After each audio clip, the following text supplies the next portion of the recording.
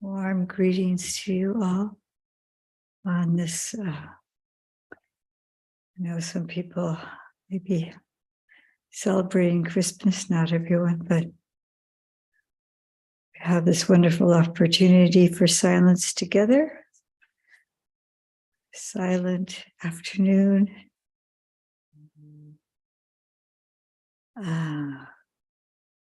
And so we'll have a period of silent meditation,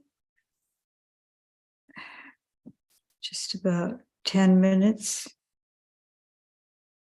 And then we'll start our Sutta discussion. So everyone get yourselves in a comfortable position that you can keep for 10 minutes comfortably. And just let all the sankharas, all the mental formations just drop away. Just settle into the experience of the body, the breathing, or body scanning if you care to. Just letting go. If the mind doesn't want to be quiet, then just be compassionate for the mind. With awareness, just kind of step back and care for it. Care for those verbal formations that are trying to solve the problems or understand the world. So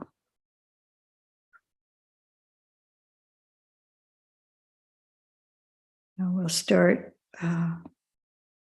with the period of silence.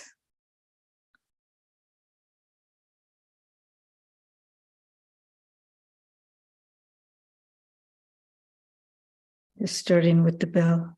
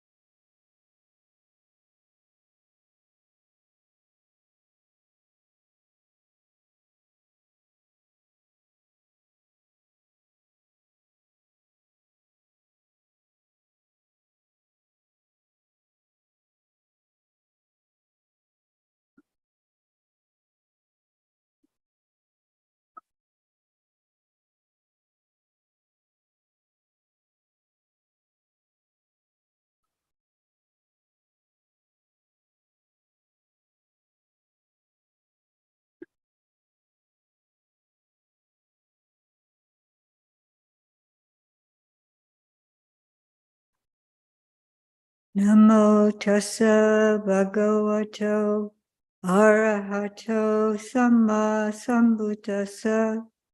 Namo tassa bhagavato arahato samma sambuddhassa. Namo tassa bhagavato arahato samma sambuddhassa. Buddham Dhammam Sangham Namasami. So thank you all for joining us. I see the Hermitage dwellers have joined, and they can co-host this sutta discussion. I have selected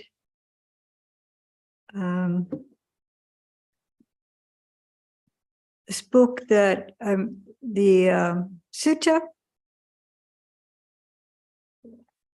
and how they translate it is half of the holy life. This is a half of the holy life or half of the spiritual life. And this, some of this, an extract of this sutta is often referred to because there's a term called Kalyanamita. And this is, I think this is where this term came from and it's become popular. I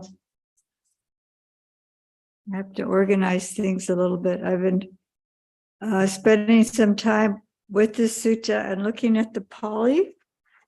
So if Venerable Kachayana wouldn't mind going to Sutta Central, and it's in the great book, and it's number 45-2, and they have it already there. And I also have Bhikkhu Bodhi's translation.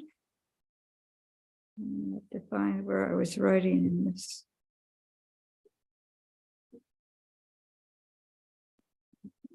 I've been using the old technology as well as the new. So, Upada, as you can see, does it have there the title in Pali just there? Upada Sutta. So this is just half is a literal just translation of this, but then for make it more easeful for English speakers, or they add what the Lord Buddha was referring to when it was just called half. So this is so we can start reading, and that's what we can start doing. Is I have two of my spiritual companions here, just to my right, and we can also we'll take turns. Do you have a hard copy, or we can read actually from here? So we'll take it a little bit at a time.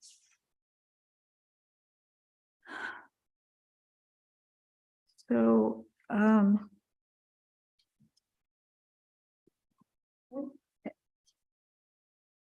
are you looking still?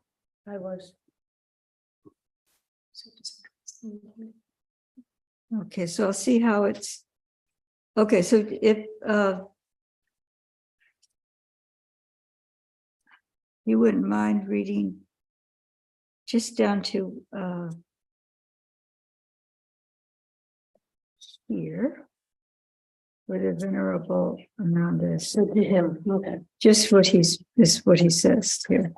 Thus have I heard, on one occasion, the Blessed One was dwelling among the Sakyans where there was a town of the Sakian named Nagaraka. Nagaraka? Oh, is it, okay, that's, yeah, it's Nagaraka. Nagaraka. Then the venerable Ananda approached the Blessed One. Having approached, he paid homage to the Blessed One, sat down to one side, and said to him, Venerable Sir, this is half of the holy life. That is good friendship, good companionship, good comradeship. Okay.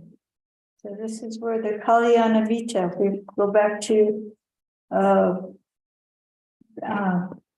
Sujata's translation, Kalyana Vita, Kalyana Sahana. Kalyana Sahana Yata. So that's the companionship and friendship. And a Kalyana is, it says here the whole term is cultivating this these relationships. So Kalyana is an adjective meaning fine, excellent, good, virtuous, and beautiful. Yeah, so I did that very thing that Venerable Kachayan has done, and sometimes you're able to get two pieces of the word and get all the more definitions in detail, and then you can also, there's all these references that you can go to, but so this is often good friendship. Mita, I couldn't easily access, but it's usually friendship, and the asahaya would be companionship, and then there was cultivating these relationships.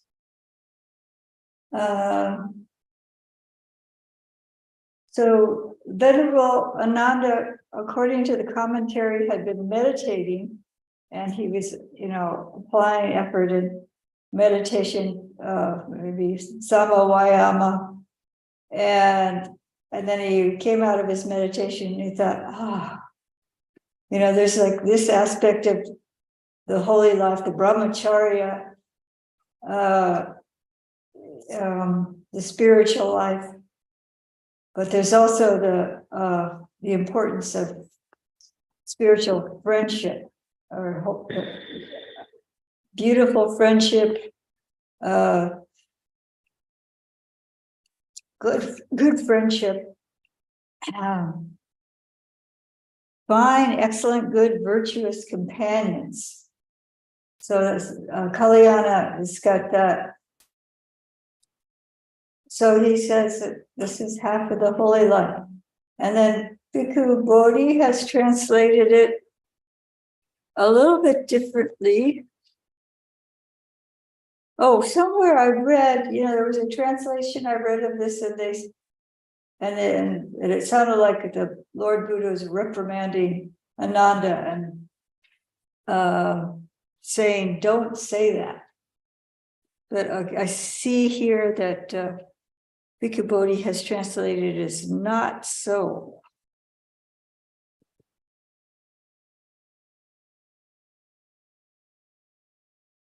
Not so.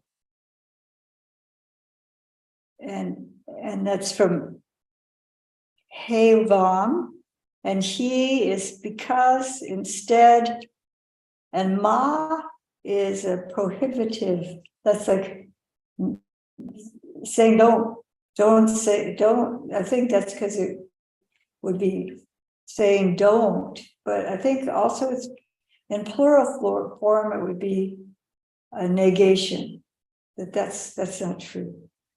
And so Ananda came to the Lord Buddha, I believe, that he had this thought, and he wanted to check it out with the Lord Buddha. He said, "We got it since.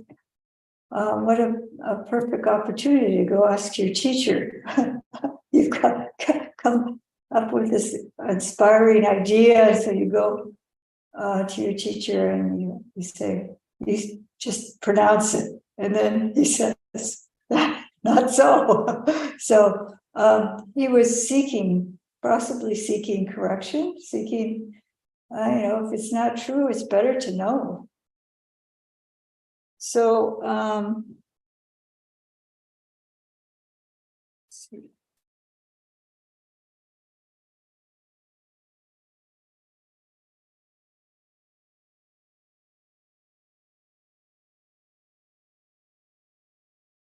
So I'm just trying to figure out how to do this. Maybe I should read this paragraph. Not so, Ananda, not so. This is the entire holy life, Ananda. That is good friendship, good companionship, good comradeship.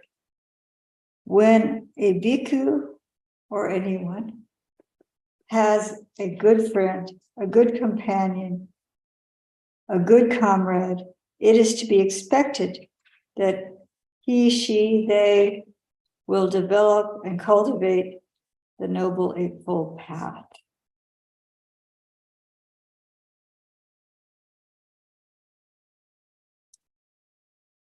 So if we have friends on the path, if we have friends that are developing on the path, that'll help us. It'll support us in our development as well. And I had a family here yesterday, and so I was speaking to them about how we choose who we spend time with. And, if we have a choice, and it's best to avoid people. This is in the Mangala Sutta 2, where it says, Asewana Shabalan Nam, I think it's something like that, that not to serve the foolish, not to associate. It's usually translated as a association, but sewa is serving. Sevana cha, pandita nacha sevana, is that how it is? Then we should serve or associate with the wise. So I remember my parents also concerned about who I hung out with, because as far as a developing human being or an adult developing on the path, we're strongly influenced by those we're around. And if everybody around us is being careless and greedy and hurtful, then we might just go in our shell and not want to hang out with anybody. But or we'll join them. So as adults, hopefully we have this kind of choice, and even like zooming in together and getting the support from one another, or knowing. I had a friend when I was a layperson, and we had been meditating together, and I moved away, and then we just arranged that we would sit together at our separate locations at a specific time, and that was supportive. So just the knowledge that other people are doing wholesome activities, other people are cultivating the path. This is and then the Lord Buddha actually goes into his explanation of it. Sorry, but I can't move it. So we can go back, I guess, to Bhikkhu Bodhi's translation. about and how. And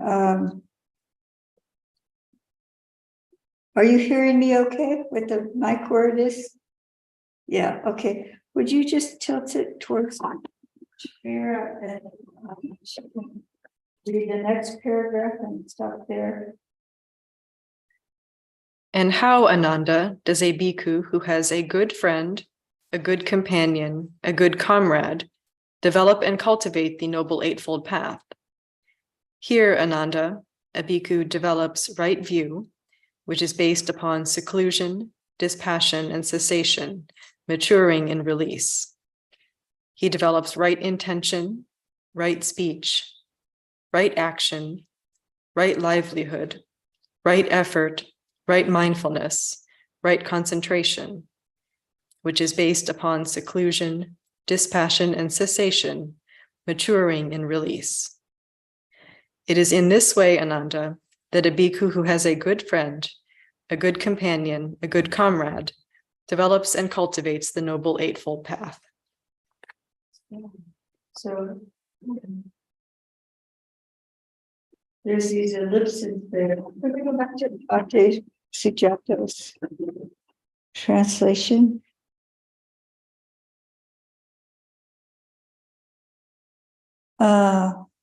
So each one of them says, when a mendicant develops right view, which relies on seclusion, fading away, and cessation, and ripens in letting go. So these words I'd like to spend some time on. Viveka, Nisitam. So I'll try to open it up to discussion more. Sorry, I kind of dominated the commentary here, but I'd like to hear from other people as well. So we can see here, Viveka is translated here as detachment, seclusion. There's a lot of discussion about this word Viveka. And put some notes here. I'll see what. So, of course, I think it's commentarial where they talk about three types of Viveka. There's a Kaya Viveka, Chitta Viveka, and then there is Upadi Viveka, and that's synonymous with Nibbana. So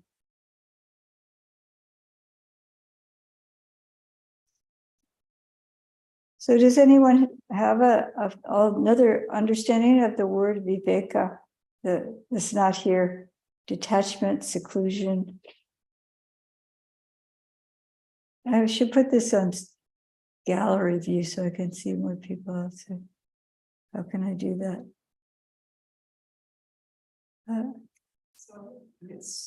Is it going to be able to sharing? I'm not sure of that. I don't think I can do it. So I don't know how I'll be able to see everybody. Whoopsie. So now you can. So I can see more people, maybe, no, maybe not. If they put the little virtual hand up, will they pop up? They'll go to the top. Okay, so yes, Yoshiko is raising a actual hand. Although I'm seeing it virtually. Yoshiko, do you have an idea about Viveka?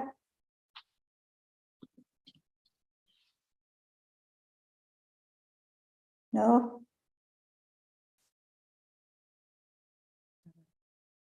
He's frozen there. Pardon me? I hear Looks some. like Yoshiko has frozen. Oh, she's frozen? Okay. My understanding is a very, very basic at the moment, so I prefer to listen to your explanation. Okay, I just thought you were waving your hand for a reason. Oh, I'm sorry. Okay, let's see. gallery. Here we go. Okay, I have a gallery. question. Yes. The question is, this sutta is talking about good friendship, and it's also talking about seclusion. And those, in a way, seem opposed to each other, or could. Could you say something about that? Well, that's a very good idea to talk about that. So you have, unless you have some idea, you have just the question, but no idea. Question for you. I'd like to hear you talk about that. Okay, there we go.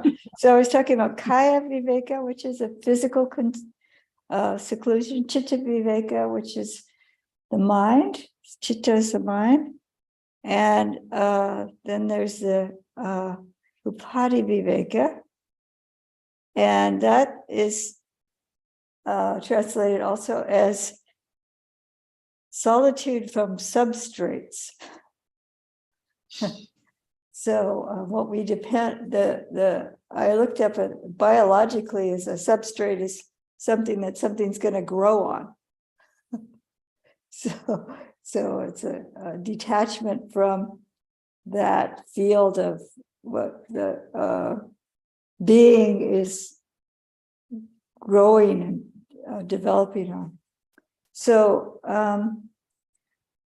if we spend time, we have to spend time with our spiritual companions, and then I think there is a balance between that of having physical kaya viveka, just some time in solitude, physical solitude. And then I saw another explanation of kaya viveka is that it's not only just the physical away from other people, but it's also detaching from the physical senses. So seclusion from that. So that's a really good question. So if we seclusion, it says dependent on seclusion. So there's a balance that we go to our teacher and we get some instructions, or we're influenced by our companions in the holy life, and then we spend some time in our physical and mental seclusion. That's what I would. And then why would Lord Buddha say no? That's so. It's not half, it's the whole of the holy life, this spiritual friendship. Does anyone else have some ideas about why is he saying that? Why does he say this? Yes, Satima, Samanari Satima, please. Oh, yes, so I was just reminded of a sutta in the Anguttara Nikaya. I think it's 1063, where the Lord Buddha laid out a series of causes. I think it's called the fruit or the nutriment. So by associating, by having faith, and then associating with good friends, one then hears the good Dhamma. And by hearing the good Dhamma from that good friend, one develops this series of qualities leading all the way to Nibbana. And then by not having that faith, not having that good friend, not hearing the good Dhamma, it seems like the Lord Buddha was describing how the hindrances arise, and the path is basically obstructed. Right. So just wondering if you had any thoughts about how that is sort of, maybe that the form of dependent origination based on the friendship, all these qualities are developed up to Nibbana. Mm-hmm. Yeah, I mean, if you say, there's these proximate causes to each aspect, but you have to have some kind of starting point. It's like having you have the seed. If you don't have the seed, you might have the soil and the sun and the water. But if you don't have the seed that you put in the ground, then you're not going to be able to grow anything, right? You're not going to, you might get weeds coming up or something like that. But so it may be something like, this is what some sparks off this whole, or it's supporting too.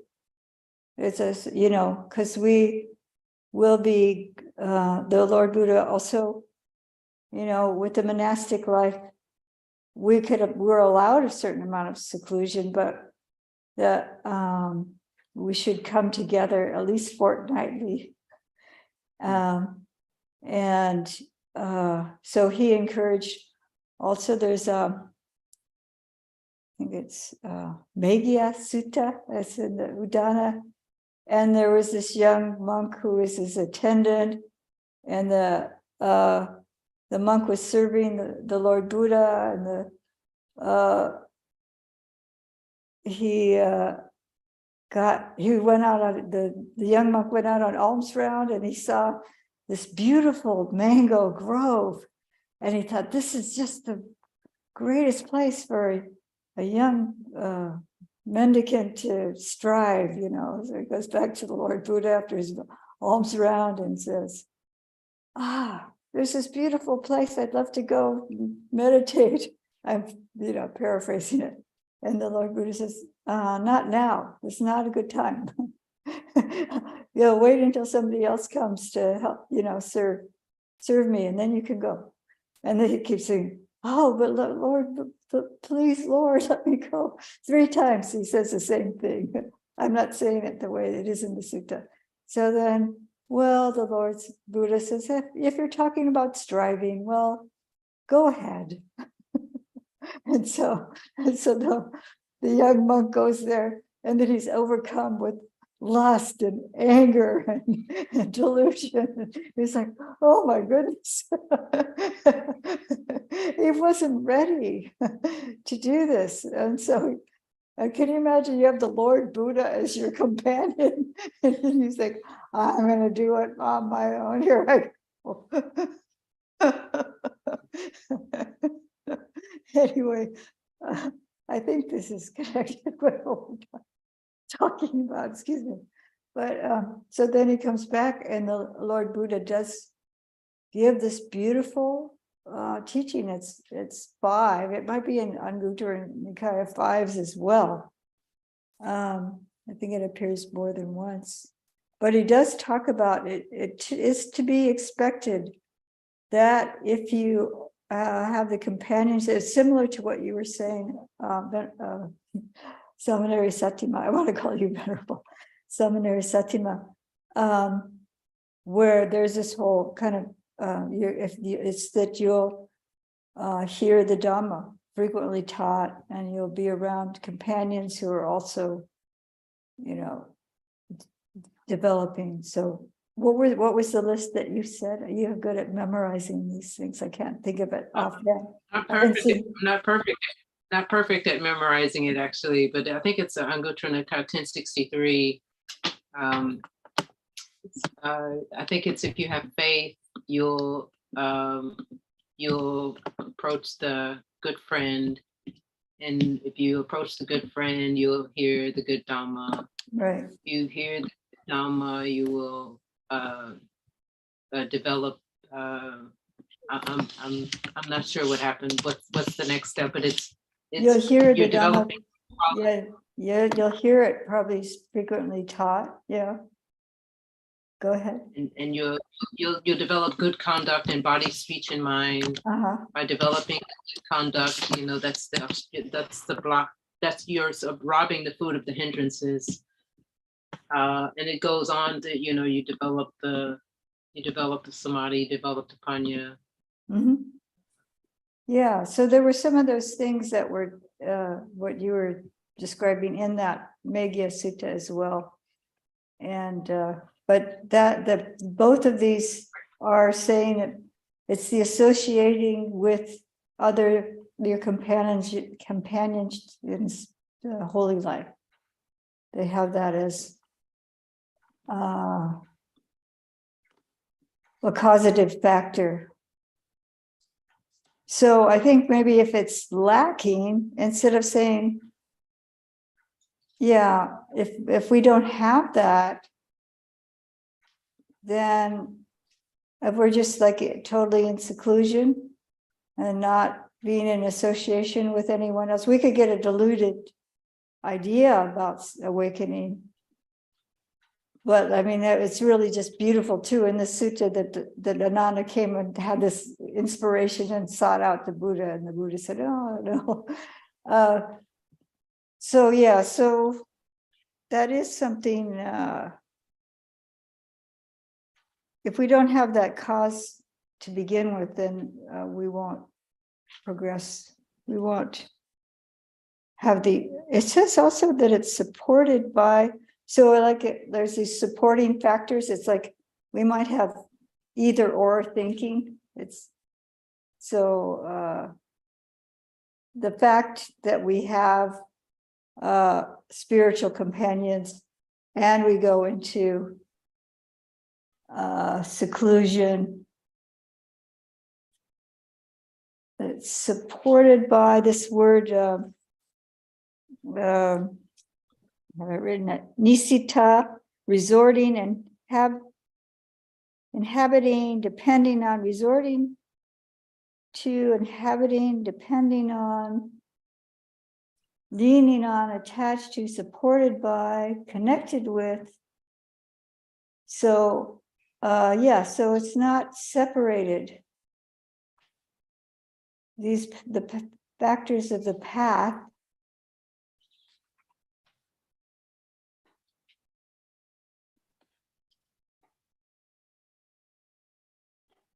so it'll be expected that we do this because we have these spiritual companions, these good companions, excellent companions.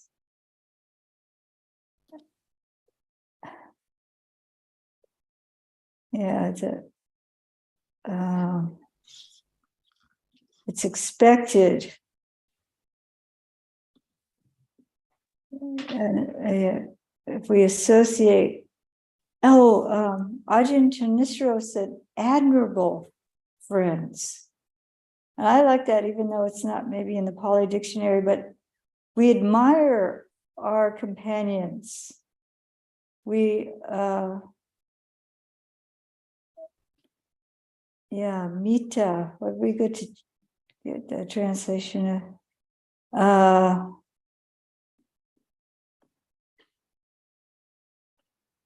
he's taken whoever is the translator has taken the whole word here. And you can look at Kalyana easily, but not the Mita part. Admirable. Friends, admirable. And anyway, we should probably keep going. So yeah, that's a good question about viveka. So then there's viraga.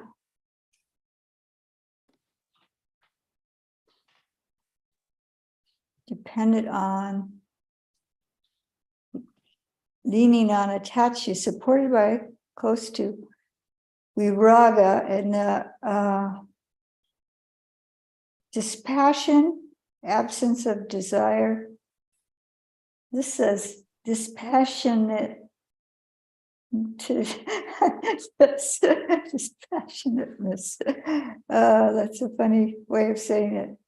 So Bhante Sujato chooses fading away, which is not in this short translation, but it is one of the translations of viraga. I have dispassion, absence of desire, indifference, disgust. So it sounds a little bit like nibbida here. Destruction of passion, waning, fading away, cleansing, purifying. So it's like these three at the end: fading away, cleansing, purifying. Tata Loka likes the fading away. And I've heard other teachers talk about this aspect of fading away, where the passion, the desire and the aversion are gradually fading away, this whole process. And even like it could be happening in a single moment where it just really is dissolving, but with the gradual path, there'll be this lessening of desire. So we'll have a reduction of dukkha as well. So does anyone would like to say something about the viraga? And now raga is passion or color, like the rouge, or like the color of your cheeks can get red, or you can see your skin is such that you can see the redness. So passion and color fading away.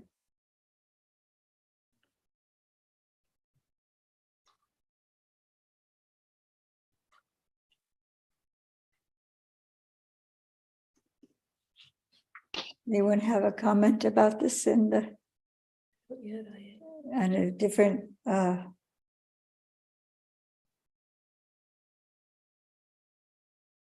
so should we keep going then if no one was a comment about that?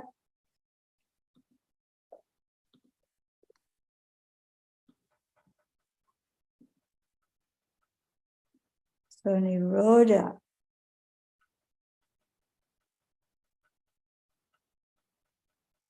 Dukkha nirodha. So cessation is the way it's frequently translated, but here has the being no more, stopping, shutting off. I've seen this word really examined it. What is it that's stopping? What is it that's ceasing? And if you consider that, I looked in the dictionary more detail, the samudaya is the opposite. The arising is the opposite. So it's not like some people describe it like in independent or origination, where you have the samudaya cycle and then you have the nirodha cycle. So it doesn't. So it's the arising, one factor arising from the next to the next to the next. So the non-arising of one, it's kind of like you didn't plant the seed, so it's not going to come up. Or the seed doesn't exist anymore. The seed has perished for some reason or another, and it's not going to come up. So the causative factors following that don't arise. So it's not like there's no further arising. So nirodha, cessation, suppression, destruction. There is more to that. And you notice, okay, that's not this one. So dependent, it's also saying dependent. Resorting to, inhabiting, dependent on, leaning on, supported by, relies on, is what Bhante Sujato says. Based upon.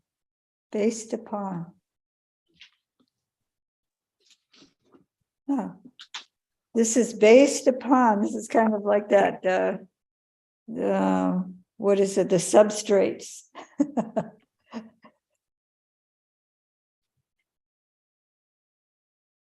So,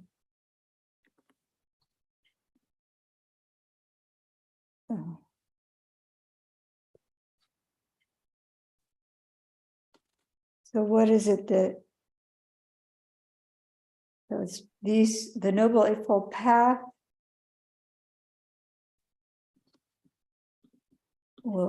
is developed and cultivated based on our friendship And it's developed by, it's based upon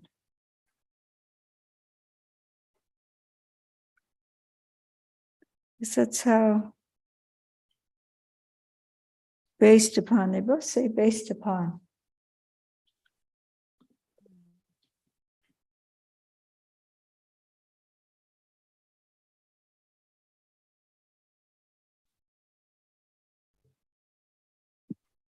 Nisita, dependent on, leaning on. Well, I can't see the whole thing, but anyway, so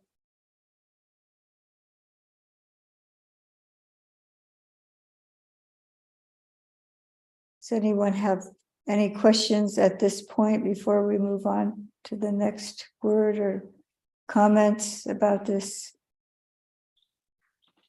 Nirodha. Yes, Satima.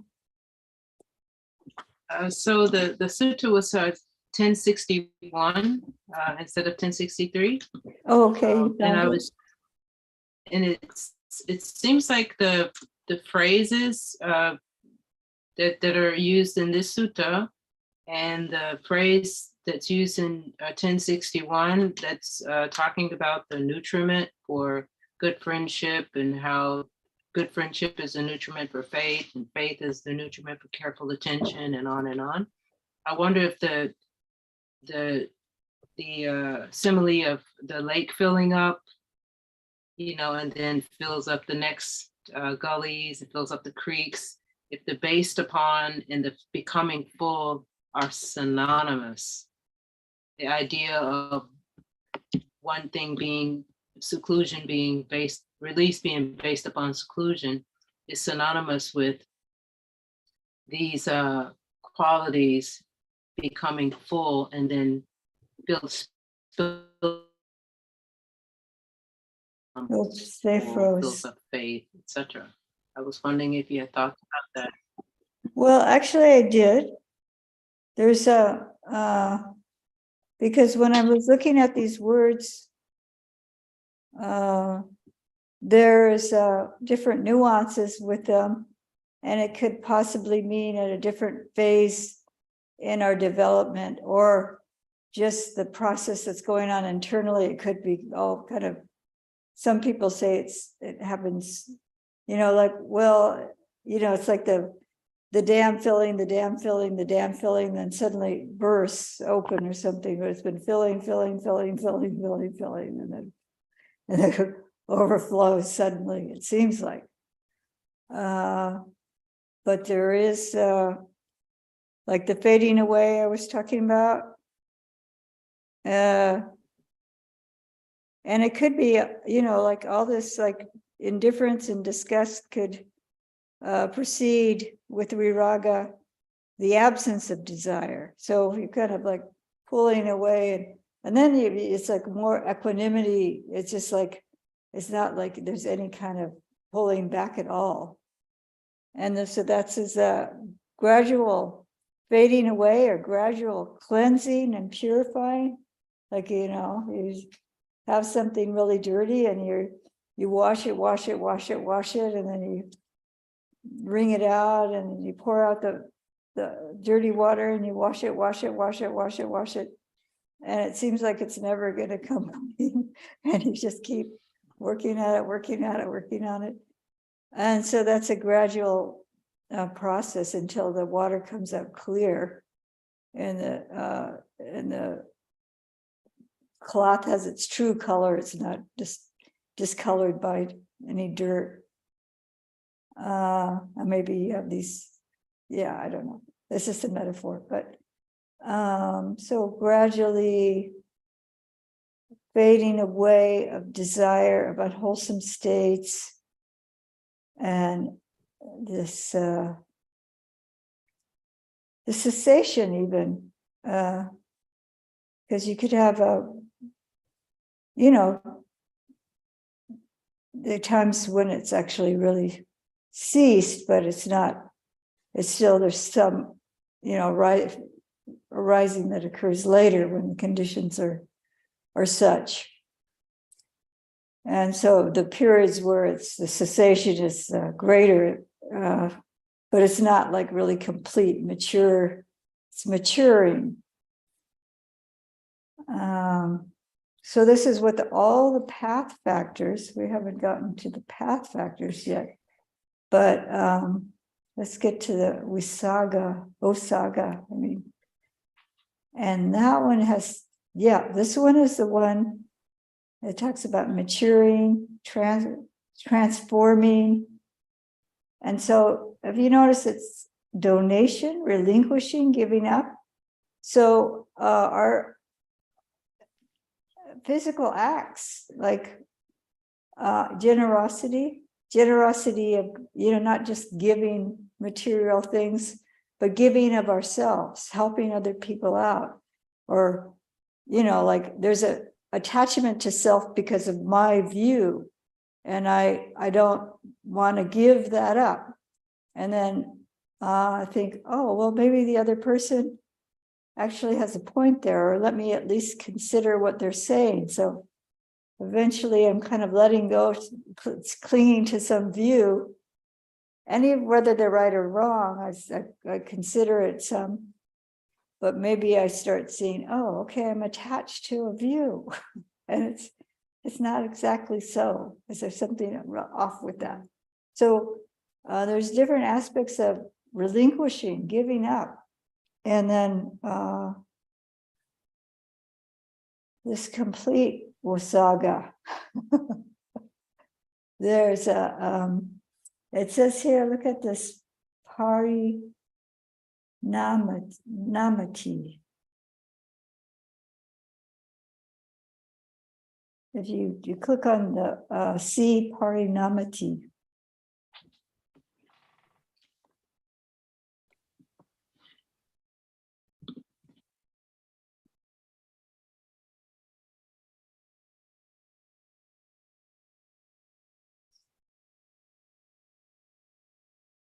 It's a maturity of surrender.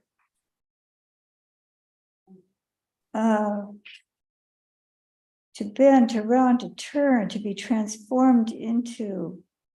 So the mind is becoming more and more flexible. We're not the attachment to self, attachment to desire, to change into a different stage, ripen, mature. And there was someplace it really having to do with Wasoka in there. I thought, is it not in there? Anyway, the maturing of surrender. And I think that was in regards to Wasaga. So maybe it was under Wasaga. I think it might have been under Wasaga. But so it's this gradual, with these, these sound like, usually this is when we reach maybe even arahantship, they use these terms, but it seems like this viveka,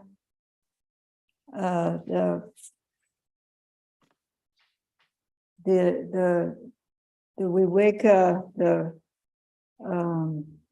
sorry, my mind is not tracking. Viveka, viraga, nirodha, usaga. These, the sequence here, I think they're all kind of ripening all along. And even just like I was saying, the ability to give up, to these handing over, relinquishing, relaxation. Relaxation is an interesting one, but it's specific to certain terms. There was a sati, wasaga, and that wasn't necessarily so it's not, it's micha sati actually. It's one way of looking at it, but we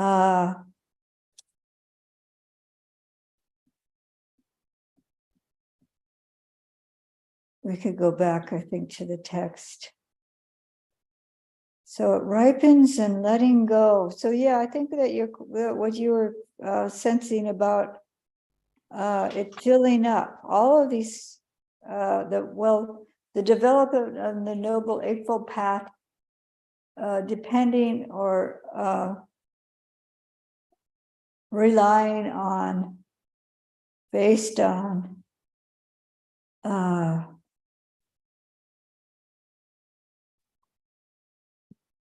these factors, and having the companions supporting us in this process.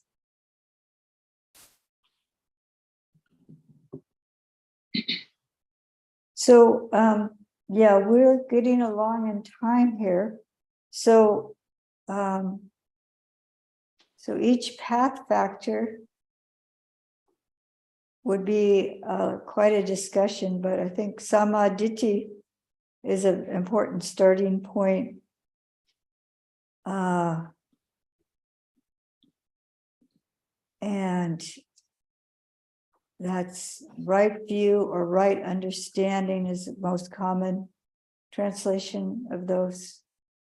I think Bhante Bodhi also says view.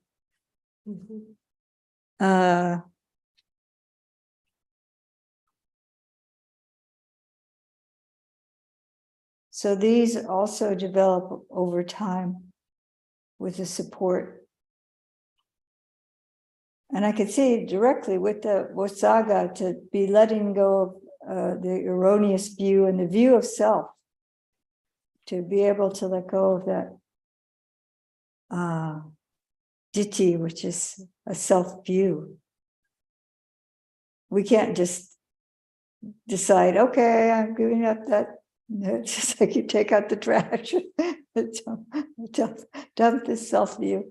Yes, we have a question here. Yeah, a question about we're just talking about the self, and I was reading about the ultimate and the relative, because it's my understanding is that ultimately there is no self, but relatively we use the self to live in the phenomenal world. So where was I going with this? So I'm wondering, perhaps, is it when you're an arahant you just have a deep understanding of both? It's not, yeah. So that's a good question, this atta, anatta. So there's an erroneous view about a self based on like the five khandhas, the five aggregates. And so understanding this gradual Vosaga would be, first I would get this really clear understanding, this body is not self. Although I would take care of the body, you know, it's my responsibility. But what is this my anyway? But yeah, so it would be gradually, I know it's impermanent. I can see it's suffering. And then the other feeling, perception, mental formations, consciousness, the consciousness at the six sense bases. So you get a more and more deeper understanding of that. But yeah, there's a conventional self. And so I don't, you know, like if I were an arahant and somebody would say, I don't know, I will use another name besides my own name, you know, Venerable Jiva.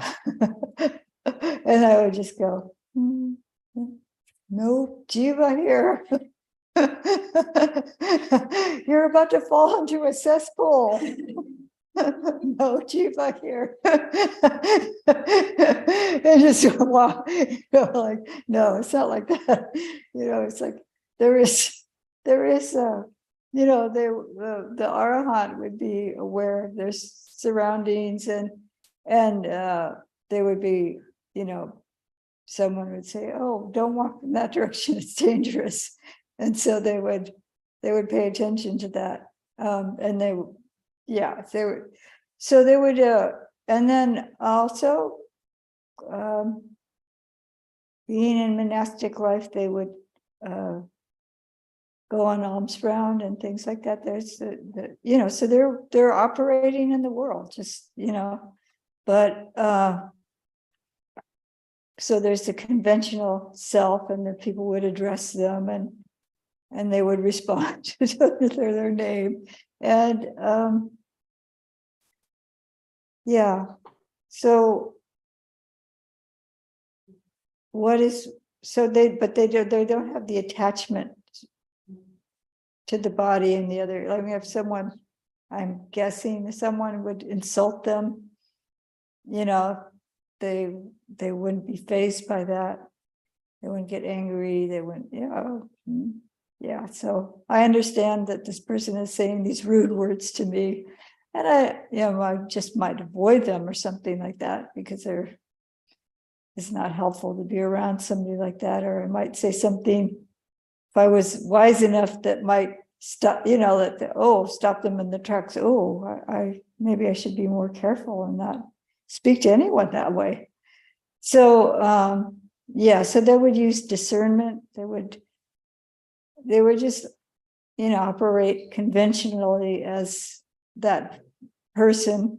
And maybe I have someone, I think it was Ayya Tataloka, says that we have these habits, ways of doing things, and that wouldn't necessarily stop either.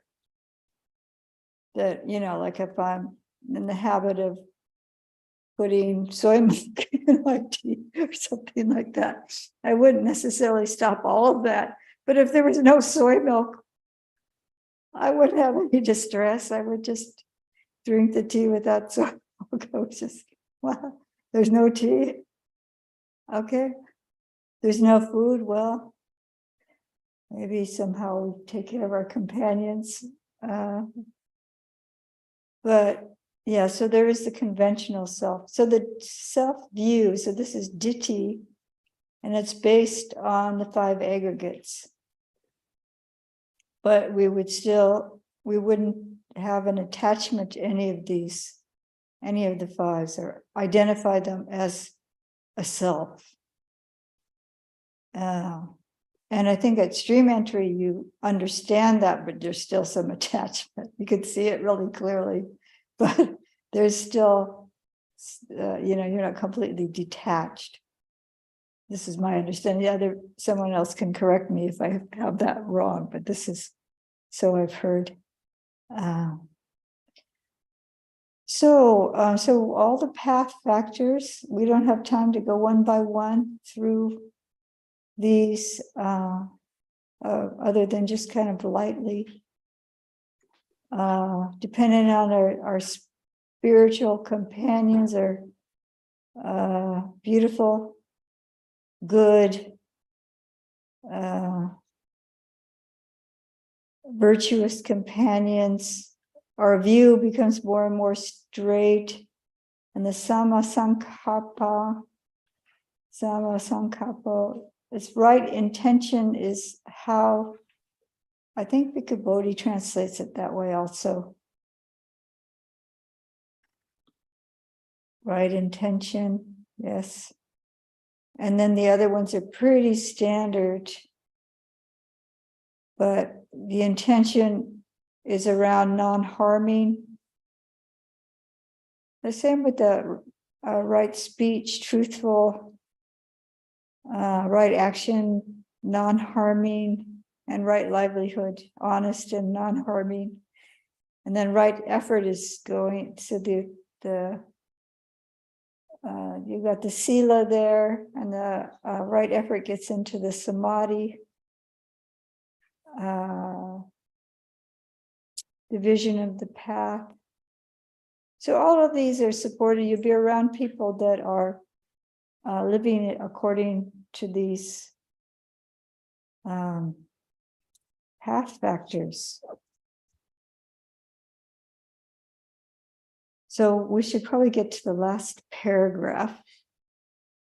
And do we have a reader here that would like to, would someone at the Hermitage like to read this last paragraph? Do you have oh, you have anywhere on the laptop?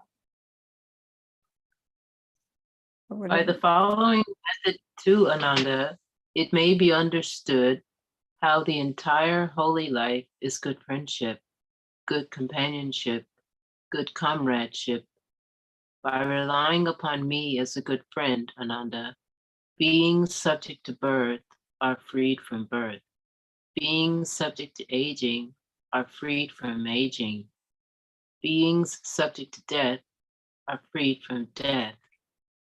Beings subject to sorrow, lamentation, pain, displeasure, and despair are freed from sorrow, lamentation, pain, displeasure, and despair. By this method, Ananda, it may be understood how the entire holy life is good friendship, good companionship, good comradeship. Sadhu, sadhu, sadhu. So we can go back to Bhikkhu Bodhi's translation. Sujato's, Bhante Sujato's.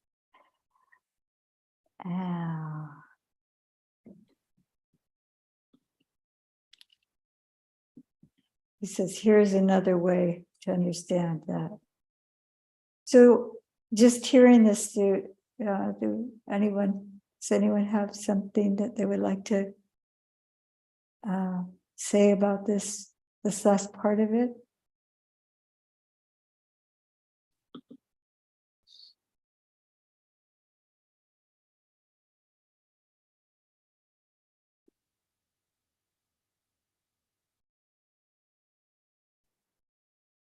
Yes.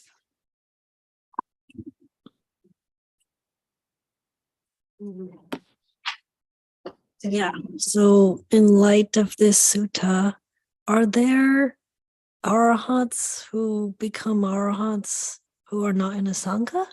Or is it saying that the sangha is a necessity? In what respect do you mean by the sangha? The good friendship, good companionship, spiritual companionship. Uh-huh. Uh, So what the term sangha, what do you mean by that? My sangha, other people on the path, other beings. Okay. Uh-huh. So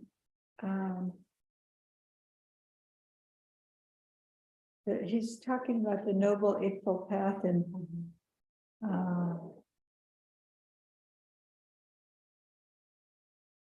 the spiritual development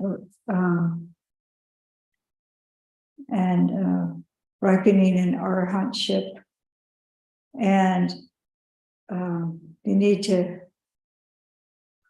at least, have the Buddha's teaching available, or the teaching of a Buddha. There are Pacceka Buddhas that it's maybe that in a previous life they were exposed to teachings, but there's certain essential teachings that they should be understanding. So maybe some people have a certain kind of what they feel is a spiritual awakening and experiencing and union with God and things like that. But I think depending on the Buddha's teaching and this fruition of the path,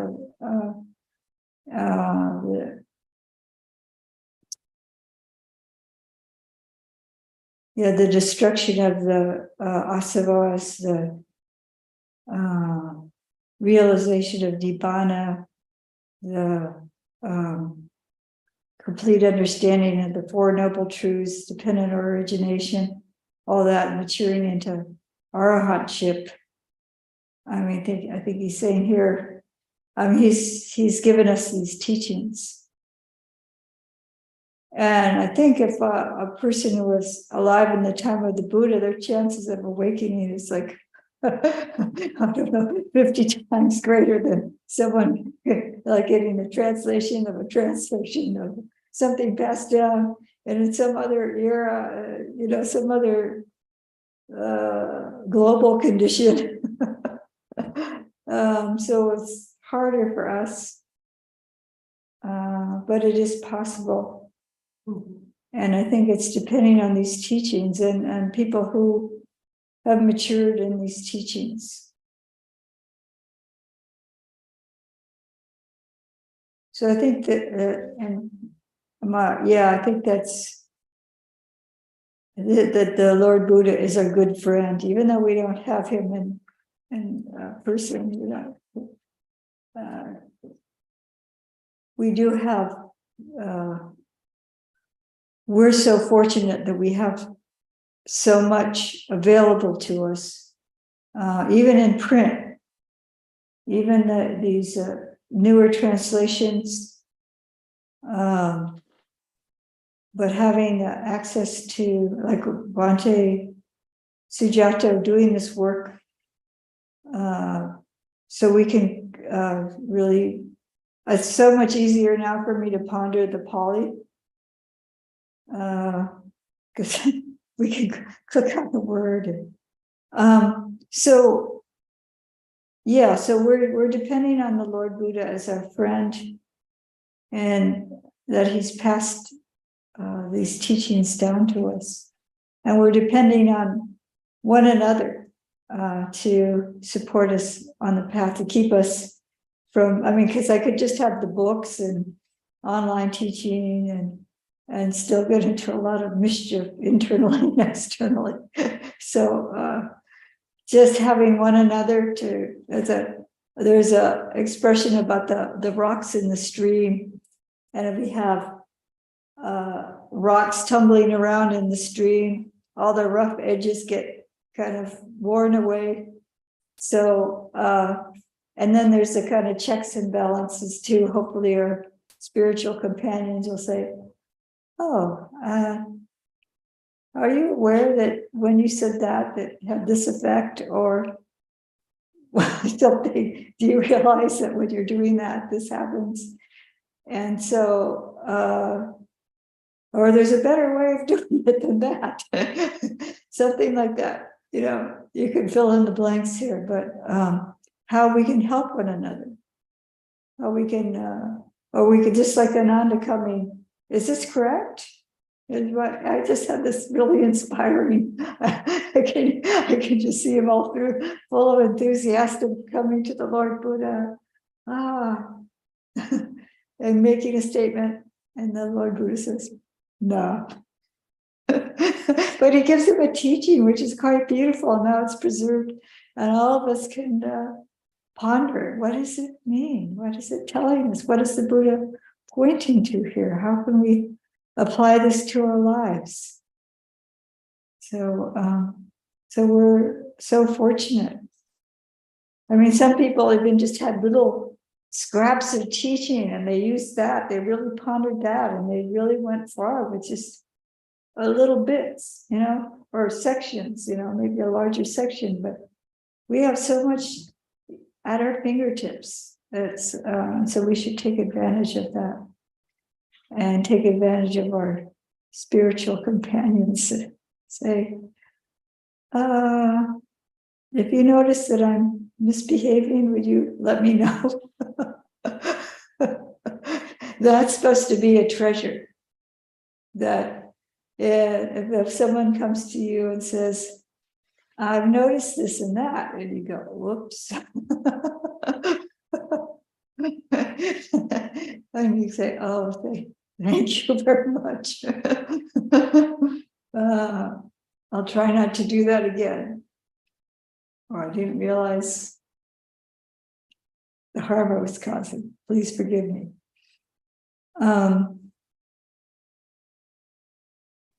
So it's a treasure to have companions and that admirable friends. So I spoke a little bit. Does anyone else have more comments about this last section? Oh, come on. There must be something you're thinking about when you read this.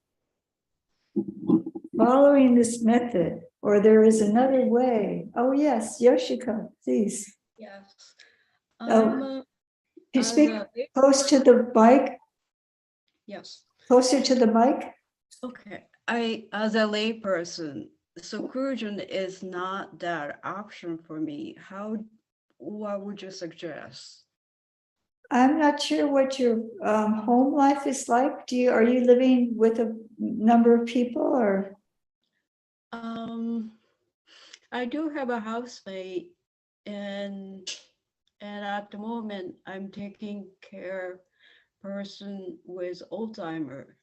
Oh, okay. So that's very challenging. I was a nurse.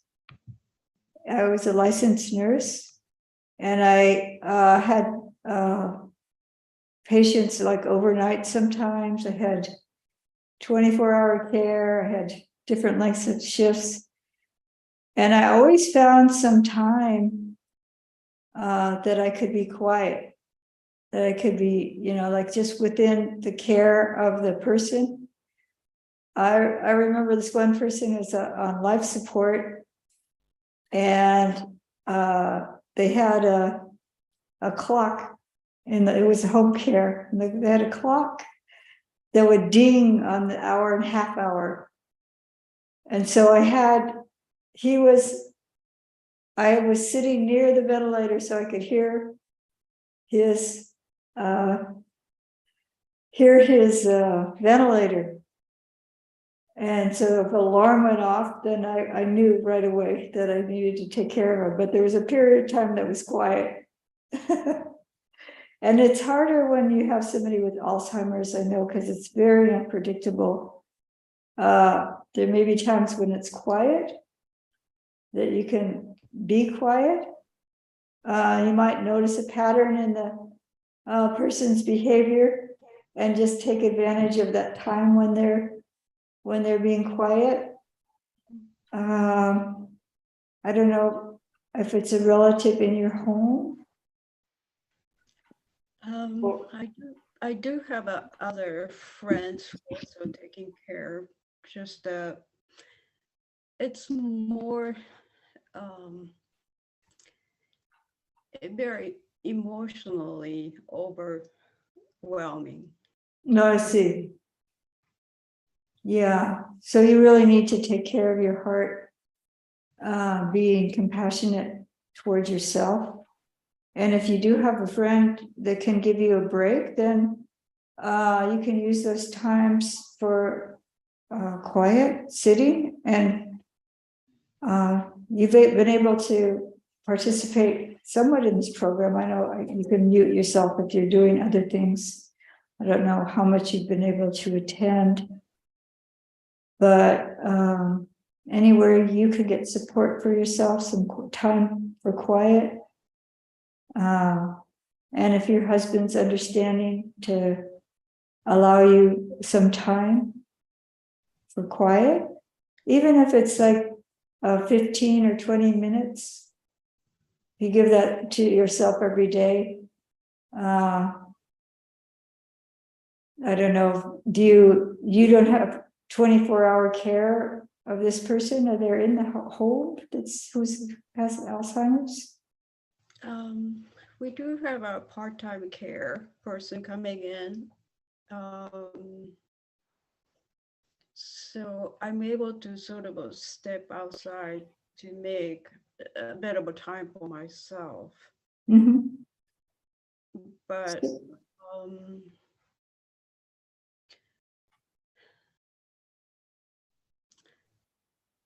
Yeah, sounds like you could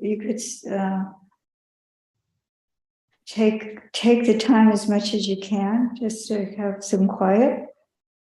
It doesn't have to be, days on end, all day, seclusion, but just giving yourself even short periods of time. Yes. And then all things being impermanent, then things will change. And when you have the opportunity to take more time, Yeah. I would recommend that if that's possible, whenever it's possible. Thank you. Yeah. But yeah, do everything you can to care for yourself too. I know that's a huge challenge. And a lot of growth can come from it too, and the compassion towards the other person, understanding and care and love towards that person. That's also a way we grow, and so. Thank you. Yeah, you're welcome.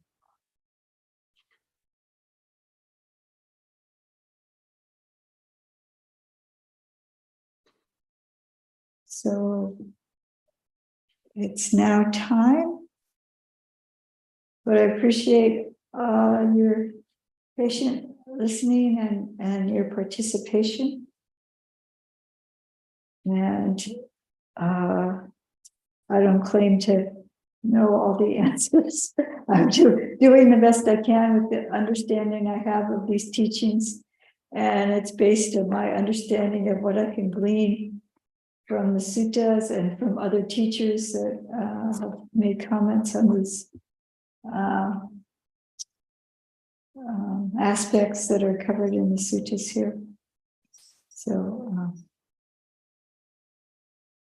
may everyone have a blessed day, and we'll end with the closing homage.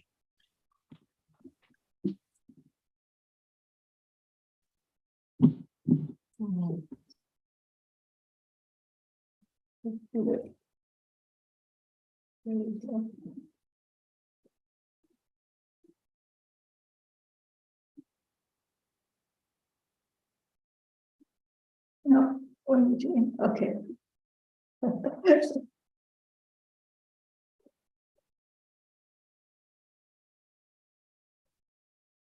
Araham Samma Sambuddham Bhagavate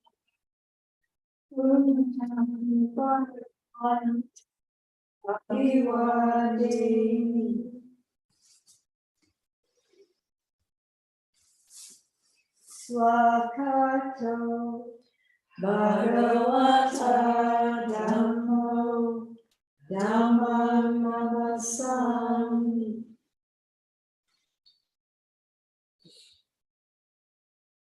Supatipanno Bhagavato Savaka Sangho Sangham Namami.